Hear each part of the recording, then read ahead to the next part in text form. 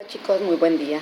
Vamos a iniciar con nuestra cuarta sesión. Hemos venido abordando a lo largo de esta semana la importancia que tiene de todo el sistema nervioso. Hemos conocido morfológica y funcionalmente sus partes estructurales y más importantes. Llegamos a esta cuarta sesión donde estaremos hablando de los neurotransmisores. A lo largo de las semanas hablábamos, chicos, de esta sinapsis, de cómo se da esta relación existente entre el estímulo y la respuesta en los nervios. ¿Cómo es posible que exista dentro de lo que es la neurona y el impulso nervioso que se da a lo largo de su estructura del axón? Cómo está recubierta de esta vaina de mielina que viene a protegerlo, y sobre todo, chicos, el ver cómo la neurona recibe el estímulo nervioso primeramente, cómo el estímulo o impulso nervioso recorre toda la neurona. Posteriormente se transmite el impulso a la siguiente neurona y el impulso continúa en las siguientes neuronas. Es importante identificar cómo se da toda esta cuestión de la sinapsis, recordando que dentro de la clasificación existe la sinapsis química. Ya estaremos viendo el tema de los neurotransmisores en esta sesión, así como lo que se da en la sinapsis nerviosa. De qué manera influye toda esta cuestión para poder entender sobre todo las neuronas sensitivas y las neuronas motoras. Qué importante es ir reconociendo cada una de sus estructuras para así identificar la importancia de los órganos de los sentidos, de qué manera reciben toda esta información, cómo se recorre a lo largo y ancho del sistema nervioso en su clasificación del sistema nervioso somático y el sistema nervioso periférico. Es decir, al hablar del sistema nervioso somático, estamos hablando de estos movimientos voluntarios, ¿sí? Y viene el sistema nervioso periférico autónomo, que son los movimientos involuntarios que realizamos dentro de la parte específica del sistema nervioso periférico. Recordaremos que existen 31 pares de nervios raquídeos y 12 pares de nervios craneales.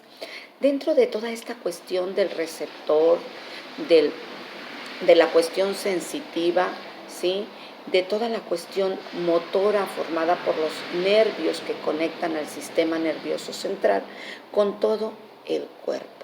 Dentro de este sistema del cual hablamos y que regula, ¿verdad?, y que relaja todo el cuerpo, se encuentra el sistema nervioso periférico autónomo, ¿sí?, dentro de lo que viene siendo el parasimpático.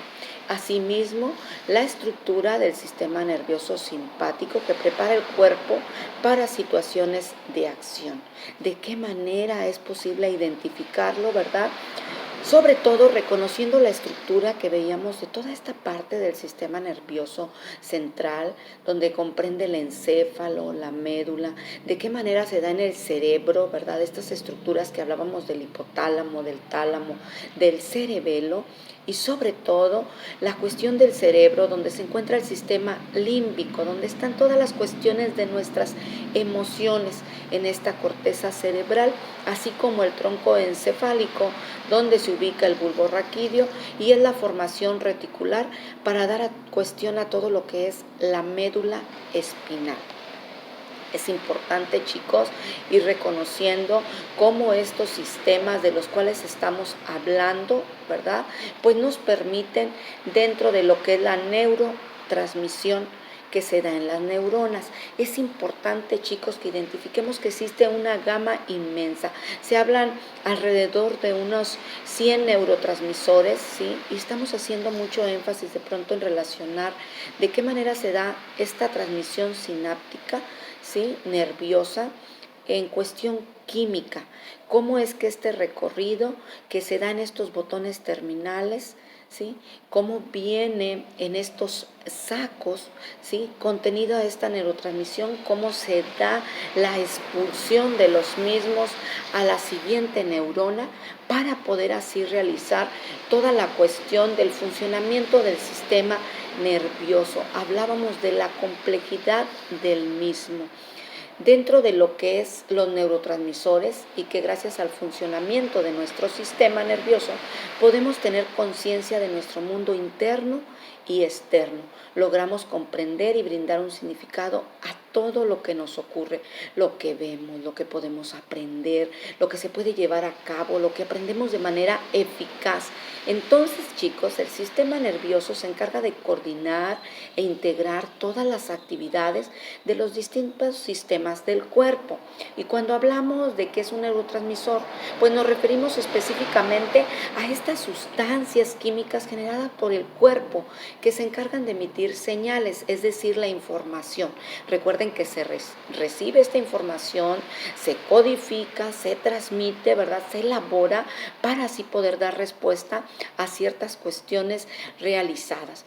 El neurotransmisor, recuerden que es liberado a través de las vesículas mediante un impulso nervioso. Después atraviesa lo que se denomina el espacio presináptico para finalmente interactuar con la neurona postsináptica, modificando su potencial de acción, produciendo una respuesta fisiológicamente determinada. Vamos a tratar de ir viendo esta relación de los neurotransmisores con las emociones. Recuerden que está dentro de lo que es el sistema límbico. Entonces vamos a iniciar, chicos, con las preguntas: ¿qué son los neurotransmisores? ¿Cuáles son los tipos de neurotransmisores? Y la clasificación de los neurotransmisores. Dentro de lo que son, pues estamos viendo que son estas biomoléculas que se encargan de transmitir la información de una neurona a otra, ¿sí? La neurona se encuentra unida mediante una sinapsis y la unión intercelular que se encarga de la transmisión de la información de una célula y otra mediante el impulso eléctrico en la sinapsis, en la cual la neurona presináptica es la que se encarga de emitir la información y la neurona postsináptica se encarga de recibirla. ¿Para qué sirven los neurotransmisores? Las funciones de los neurotransmisores son las de inhibir o excitar la actividad de la célula postsináptica, es decir, dependiendo del tipo de receptor, los neurotransmisores pueden potenciar o disminuir su funcionamiento. Cuando veíamos este potencial de acción, cómo influía el calcio, el potasio, cómo se daba toda esta relación química, ¿sí? Es decir, que es importante mencionar que el efecto que ejercen los neurotransmisores en las neuronas puede ser a corto plazo, durante pocos segundos, a largo plazo, durante meses e incluso años. Todas estas investigaciones que se realizan acerca de las funciones de los neurotransmisores son sumamente importantes. La importancia reside en que gracias a ellos podemos conocer más acerca de varios de los procesos cognitivos superiores en los que están implicados, por ejemplo, la memoria. Vamos a realizar algunas actividades para ir entendiendo todos estos conceptos. Vamos a tratar de realizar un mapa conceptual. Es importante su identificación y de qué manera intervienen todos los neurotransmisores en todos estos complejos procesos cognitivos superiores. Hablamos de la memoria, el pensamiento, la atención, el lenguaje, el aprendizaje, entre otros. Dentro de los tipos de neurotransmisores, hablábamos que existen más de 100, cada uno con distintas funciones. Vamos a enfocarnos en describir los principales neurotransmisores. En cuanto a su importancia, vamos a ir viendo primeramente la dopamina, que es uno de los tipos más populares, ya que está relacionado directamente con la sensación de bienestar, de placer y de relajación. La dopamina se origina en la zona del cerebro que se le conoce como sustancia negra y cumple con una función muy importante en el control de nuestro sistema musculoesquelético, por lo que coordina el movimiento. Es importante cuando se estaba identificando toda la estructura del cerebro, cómo se encontraban los lóbulos, de qué manera existe el lenguaje, la visión, cada una de estas cuestiones motrices que nos permite realizar nuestros movimientos en el día a día. Es importante identificar cada área, ¿sí?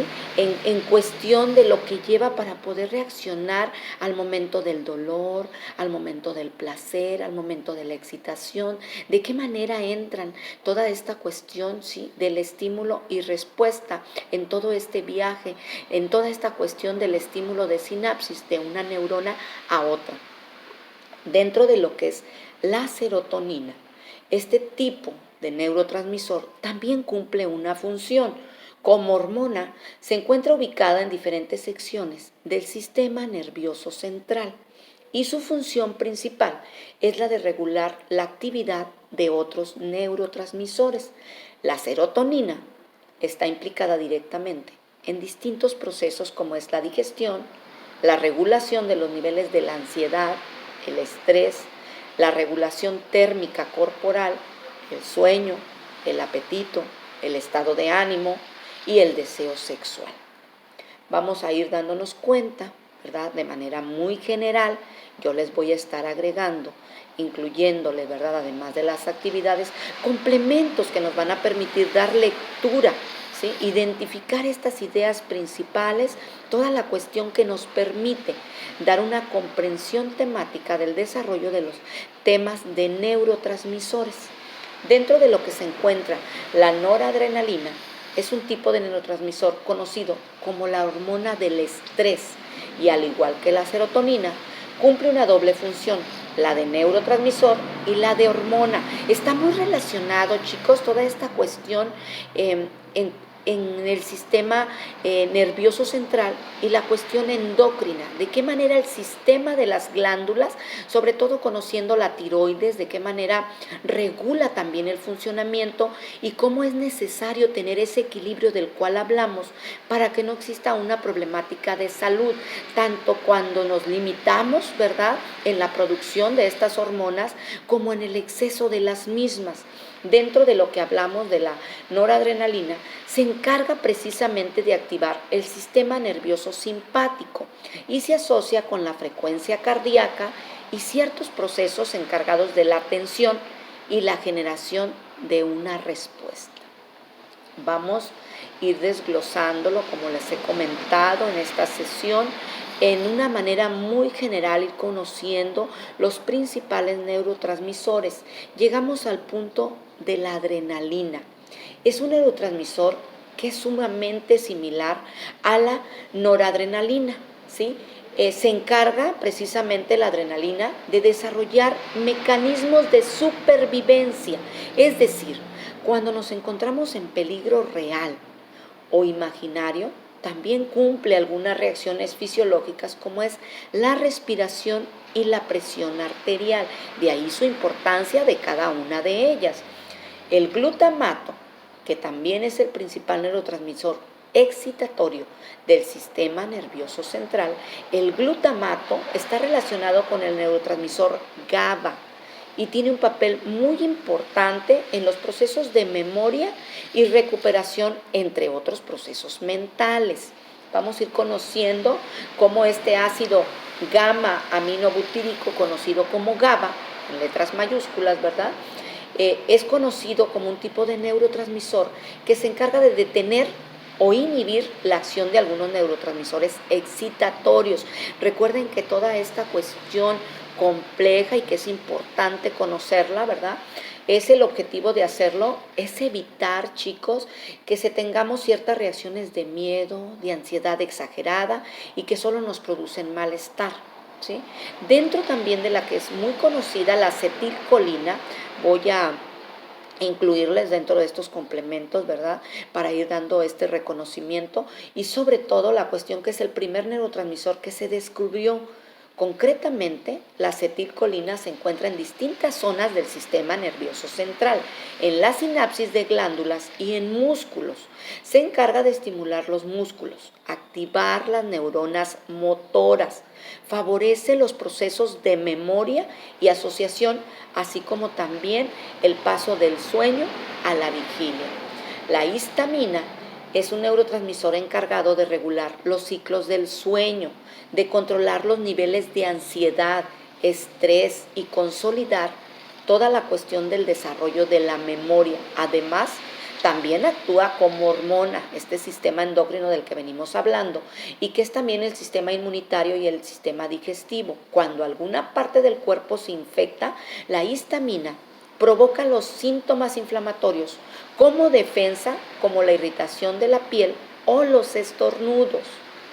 La taquicina es uno de los neurotransmisores más importantes, se encarga del mantenimiento del sistema nervioso autónomo. Concretamente, chicos, regula las funciones involuntarias como la digestión, la respiración o los latidos del corazón. En definitiva, la taquicina se encarga de la regulación de todas aquellas funciones que no controlamos conscientemente, pero que son vitales para nuestra supervivencia. Ya por último, la glicina, como neurotransmisor, permite que hace posible la comunicación entre neuronas y regula la conducción motora. Además, la glicina también es un aminoácido que sintetiza proteínas, ayuda a crear y a regenerar los tejidos y componentes de las células. De ahí la importancia, chicos, de ir conociendo toda la cuestión de los neurotransmisores, ¿sí?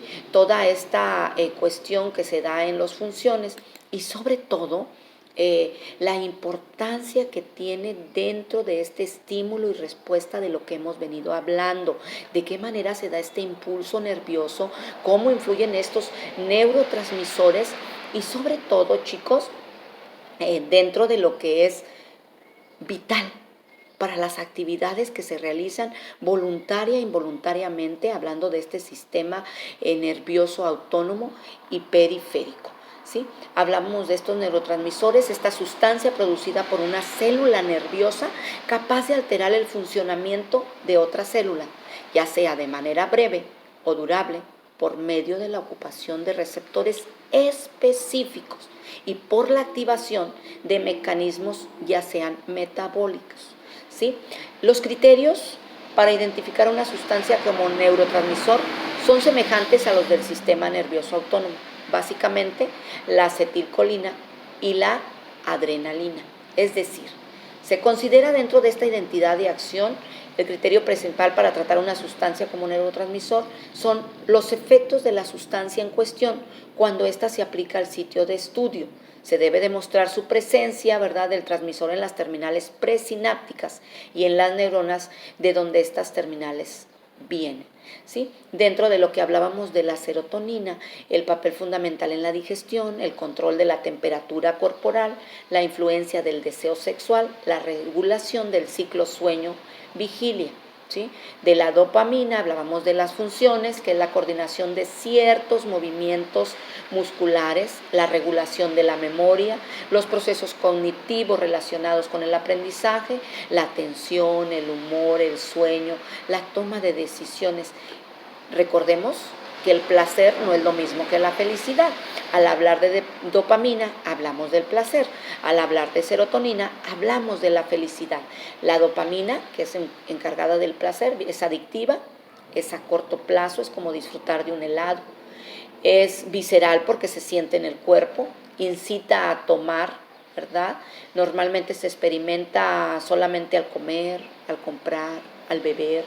Esa dopamina que hablamos del placer hace que el cerebro diga me siento bien, quiero más. Muchos desencadenan en adicción. La serotonina, hablando de la felicidad, no es adictiva, es a largo plazo, ¿sí? Se siente por encima del cuello, es etéreo, incita a dar, es decir, ofrecerse voluntario en alguna cuestión, normalmente se comparte, es decir, pasar el tiempo con los amigos, con la familia, lo que te causa felicidad, hacer que el cerebro diga me siento bien y es suficiente. Poco desencadena en la depresión. La endorfina, ¿sí?, que es una droga natural liberada por el cuerpo que produce la sensación de placer y euforia. Por eso cuando una persona sale a correr o a practicar algún ejercicio físico, se siente mejor, más animado, más energético, y alguna de sus funciones es que promueve la calma, mejora el humor, reduce el dolor, retrasa el proceso de envejecimiento, potencia las funciones del sistema inmunitario.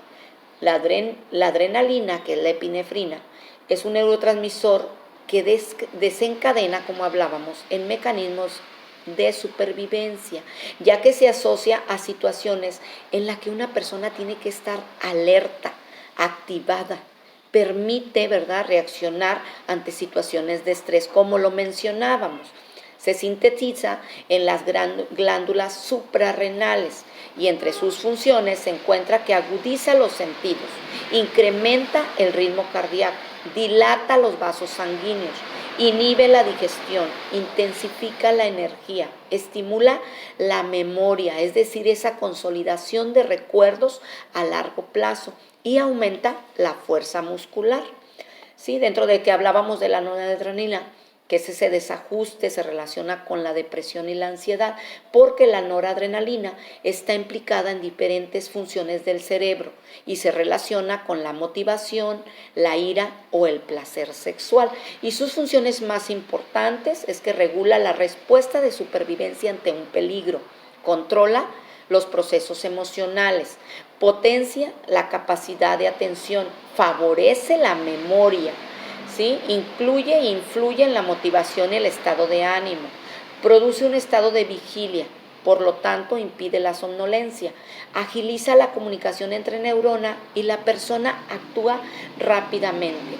Del GABA, del cual hablábamos, ¿verdad? Este ácido gamma aminobutírico actúa como un mensajero. Recuerden que estos son los mensajeros, estamos hablando de los neurotransmisores. Es un mensajero inhibidor porque frena la acción de los neurotransmisores excitatorios. Está ampliamente distribuido, ¿sí? Y sus funciones es que contribuye al control motor, a la visión, regula la ansiedad, entre muchas funciones corticales, ¿verdad? Sus funciones regula la ansiedad, el miedo, la depresión, induce el sueño y ayuda a la relajación. Vamos a ir viendo, chicos, a lo largo de esta cuarta sesión, todo este tema, ¿verdad?, de estos mensajeros del sistema nervioso. Así que, chicos, damos inicio a nuestra cuarta sesión. Estaremos trabajando en las distintas plataformas, así como nuestro grupo.